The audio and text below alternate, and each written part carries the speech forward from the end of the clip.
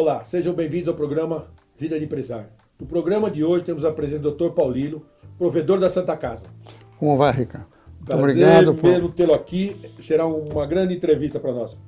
Seja bem-vindo. Muito obrigado. Presente, por favor, para a gente começar. Satisfação é nossa, obrigado pelo convite. Meu nome é Vicente Renato Paulilo. Eu profissionalmente sou advogado já há muitos anos, ainda na militância, mas eu divido o meu tempo, metade na minha profissão e metade como voluntário da Santa Casa de São Paulo.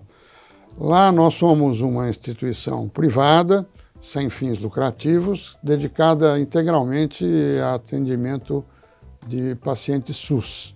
Nós temos só SUS e fazemos um serviço que seria complementar do governo, que não tem condições de atender toda a população que nos procura.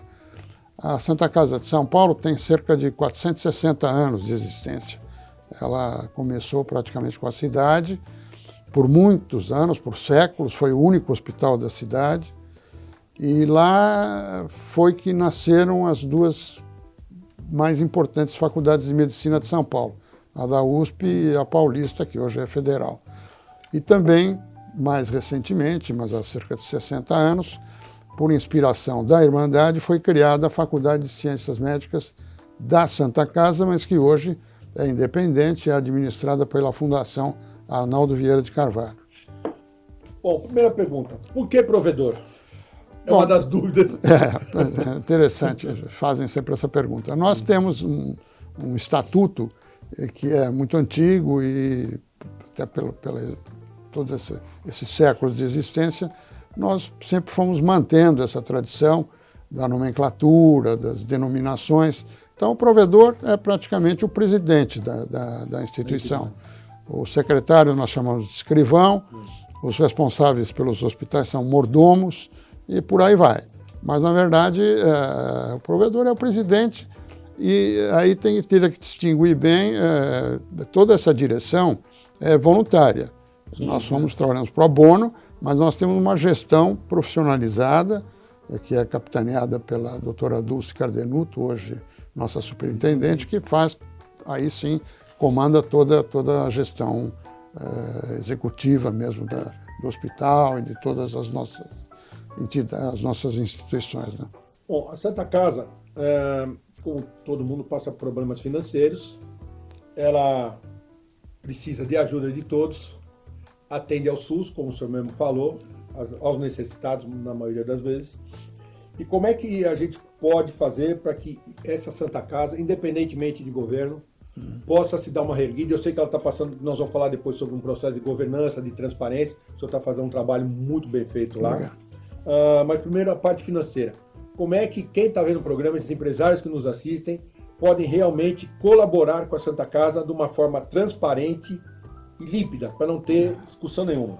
Bom, aí seria da seguinte forma, nós sempre temos necessidades de novos equipamentos, reformas das instalações, porque o uso é muito constante, né? E o desgaste é grande, estamos sempre reformulando, reformando. Aí o que pode se fazer é o recebimento de contribuições, mas destinadas para fins específicos, seja para a compra de novos equipamentos, porque na medicina está sempre tendo evoluções, modernidades, aí nós sempre estamos precisando de novos equipamentos. Pode, então, ser destinado especificamente para determinada finalidade, para adquisição de um tomógrafo, de uma ressonância, ou para a reforma das instalações, que são muito grandes. Lá nós temos um quadrilátero imenso e temos também 2 hospitais na Zona Norte, que é um hospital de idosos e um hospital local, que também tem as mesmas necessidades, de modo que pode ser feito dessa forma, através de doações mais especificamente então, dirigidas para tal finalidade. Então, se eu quiser, eu posso, em vez de ser doação financeira, eu doar o equipamento direto para aquela, por exemplo, precisa de um tomógrafo, dá exemplo. Exato. Então, eu vou lá, eu, pessoa jurídica ou física, dou tomógrafo e sem problema nenhum. Isso, perfeito, é assim que funciona. Nós temos recebido muito, aliás, por conta da pandemia, que foi toda essa tristeza, nós tivemos um lado interessante e bom para a Santa Casa, que foi a preocupação maior das pessoas, das empresas, que percebendo a dificuldade que nós estávamos passando, porque o atendimento durante a pandemia foi uma coisa dramática, né?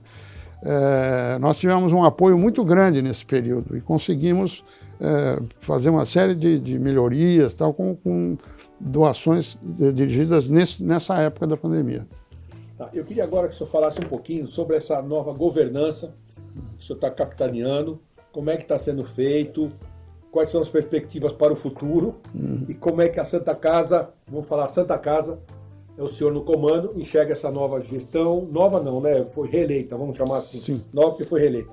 Para o futuro da Santa Casa e para tentar sair dessa crise financeira. Dessa governança, dessa transparência que o senhor está fazendo muito bem.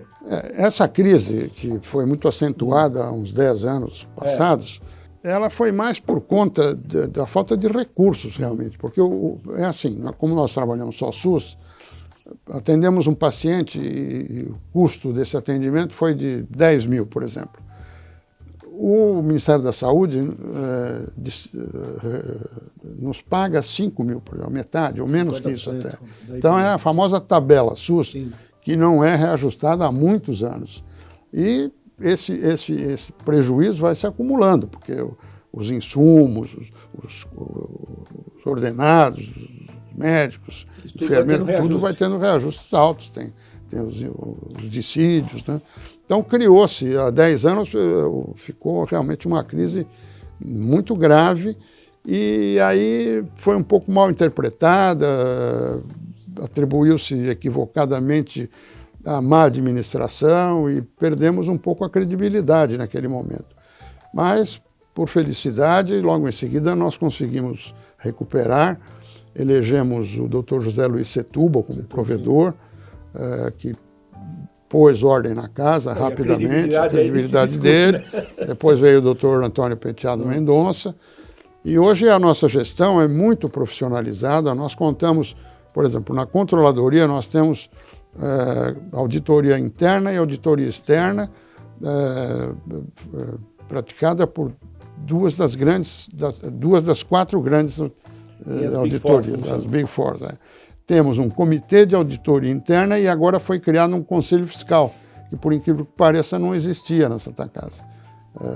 Nas gestões anteriores o estatuto era tão antigo, mas agora nós temos então 4 vieses aí de controle, além de toda uma profissionalização da administração, uma série de medidas que foram implantadas, né?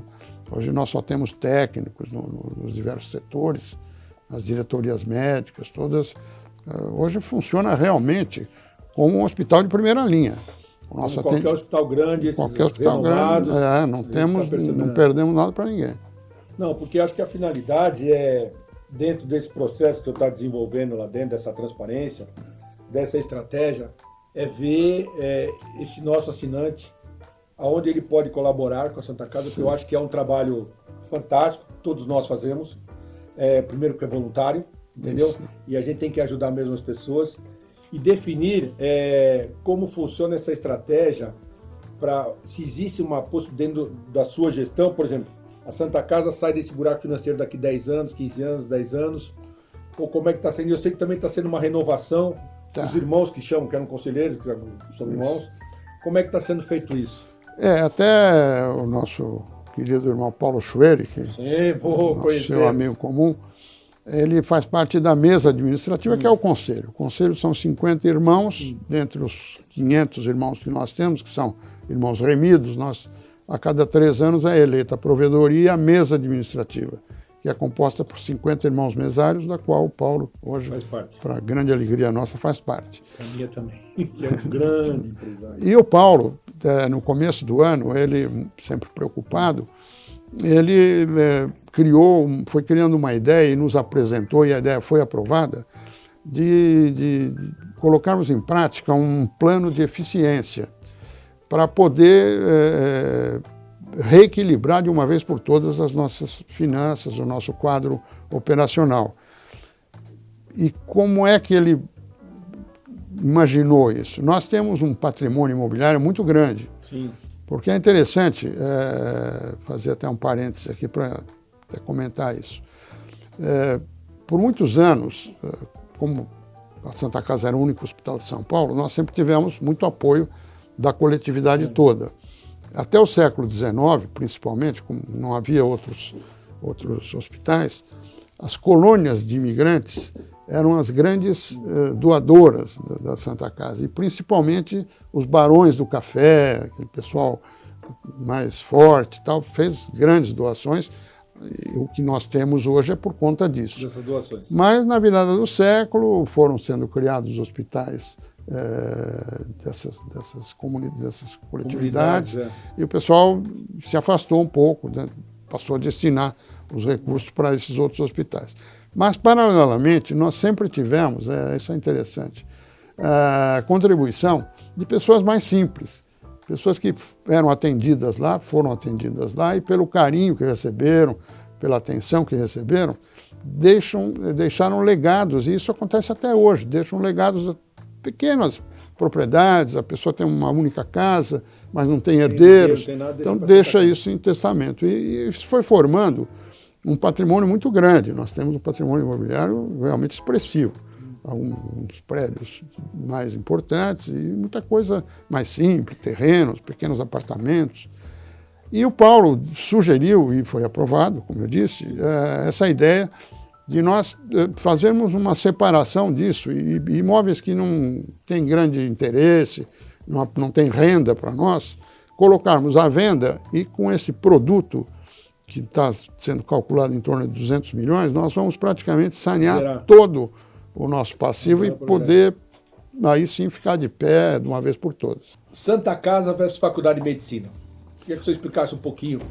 Bom, hoje, como eu disse, são administrações completamente autônomas, distintas, mas umbilicalmente ligadas, porque os alunos fazem o estágio dentro do hospital. Todos nós achamos, independentemente do mercado, que era uma coisa só, né? Não, mas não é. Hoje a fundação é que administra, totalmente independente do hospital. Mas isso daí era antigamente junto e se tornou independente? A faculdade foi criada pela Irmandade, com apoio de algumas empresas, mas no correr do tempo ela foi ficando independente. Hoje é um conselho curador, que não tem, nós temos uma ou duas cadeiras lá que nós indicamos para participar, mas é sem qualquer vinculação com a Irmandade. Todavia, nós proporcionamos um estágio da maior relevância, porque como é um hospital muito variado, muito grande, nós podemos até, mal comparando talvez com o Hospital das Clínicas, que é o grande elo de ligação com a Faculdade de Medicina, né? De modo que o que nós proporcionamos para a faculdade não tem preço. Não, isso não... Os alunos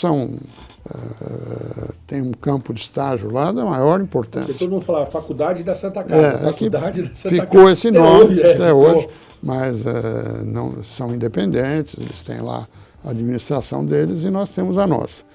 Agora, o pessoal que vem da faculdade para fazer esses estágios lá acaba se vinculando muito conosco, e grande número deles acaba se tornando médicos da Santa Casa. É isso que eu queria perguntar para o senhor, a qualidade dos médicos da Santa Casa, os que vêm, porque eu vou dar a minha impressão, faço para lá, mas eu vou dizer que sou novo, que as pessoas são médicos todos lá, qualidade, não vou nem entrar no mérito, porque todo mundo reconhece, não vou nem discutir isso, não estou nem em discussão. Mas são pessoas muito antigas que estão lá. E como é que faz essa transição? O senhor está me contando que tem os mais novos que gostam de ficar lá. Essa transição, como é que está sendo feita, se existe e como vai ser feita? Não, agora... Para a humanização do negócio. A partir do ano passado, nós resolvemos estabelecer um critério de uma aposentadoria aos 75 anos, os diretores dos diversos setores, né, os médicos diretores, que são todos professores, eles com 75 anos eles têm que deixar essa direção e ficam como consultores continuam dando assistência, mas a execução propriamente... Sair da operação, vamos Sai chamar da assim. operação. Até para proporcionar também que tenha um plano de carreira e os novos possam ascender os novos postos, né? Então, isso aí foi muito bom. Eu acho que é uma coisa que também não permite acomodação, né?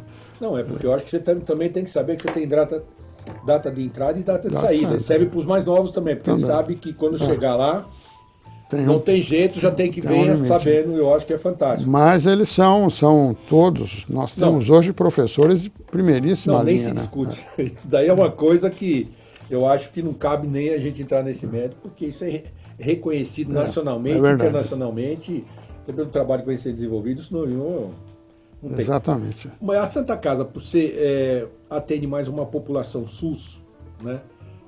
Até quero entender um pouco mais, eu acho, para a gente mostrar como é que é feito, porque os hospitais hoje, até a gente apresentei para o senhor, o diretor de Oncologia lá de Santa Catarina, a humanização faz parte do processo de tratamento das pessoas. Né? Ele estava me dizendo como é que está sendo feito isso dentro da Santa Casa, essa parte da humanização por esse tratamento das pessoas, porque são pessoas que necessitam, não é? Eu acho que pelo que eu vi, sempre vi, a humanização sempre estava lá, acho que até por mais carinho do que mesmo, as pessoas tinham carinho por ele, entendeu? Você vai num grande hospital, você é um número, chega lá e o que eu entendi e vi é que você aqui, você tem mais atenção até pela sua necessidade, talvez.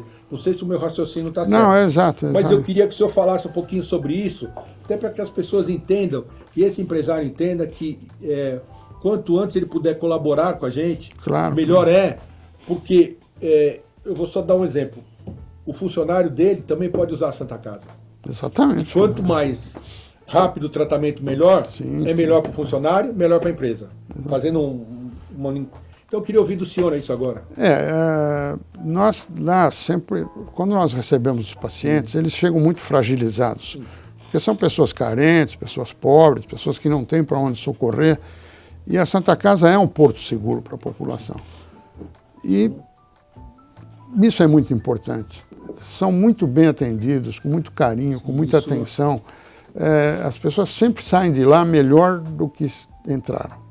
Sempre reconhecem esse trabalho, não só profissionalmente, tecnicamente, né, mas pela atenção humana, como você se referiu. Nós fizemos há pouco tempo uma pesquisa, inclusive, com funcionários, enfermeiros, e notamos um grande grau de satisfação desse pessoal por trabalhar na Santa Casa, porque eles se envolvem muito com os pacientes e acabam se sentindo gratificados pelos resultados que eles constatam, né?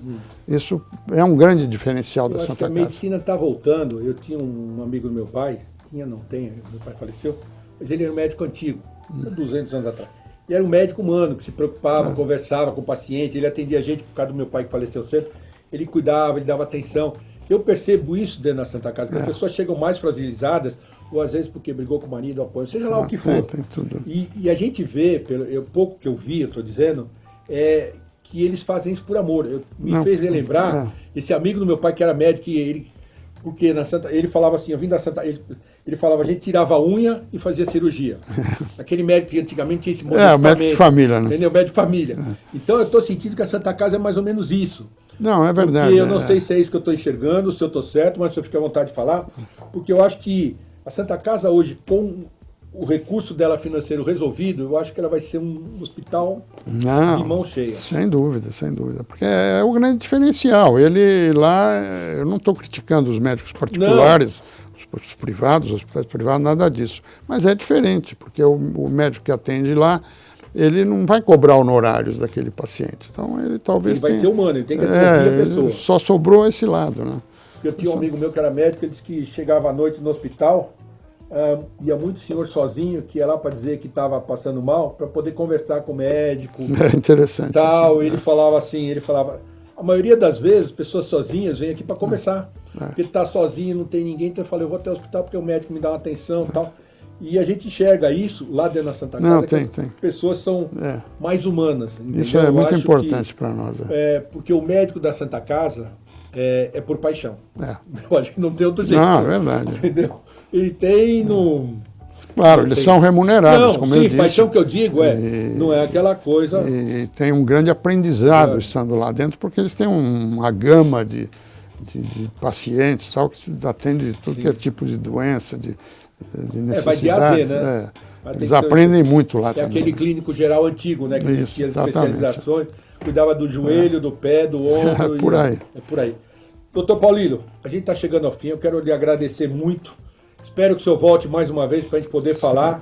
E vamos falar do crescimento da Santa Casa, se Deus quiser, no próximo, dessa melhoria dela e dessa parte todinha, tá bom? Assim esperamos. Quero agradecer ao senhor, obrigado pelo seu tempo. Imagina, foi uma satisfação. Um brinde para o senhor. Muito obrigado. Tá? E eu quero realmente agradecê-lo, porque eu acho que é importante a gente fazer essa Santa Casa crescer bastante, que eu acho que é um trabalho que todos nós temos a obrigação de fazer. Muito obrigado. Tá bom? Obrigado, senhor. Até logo, mano. Se você quer ver esse e outros programas, veja pelo nosso site ou nas nossas redes sociais. Até lá.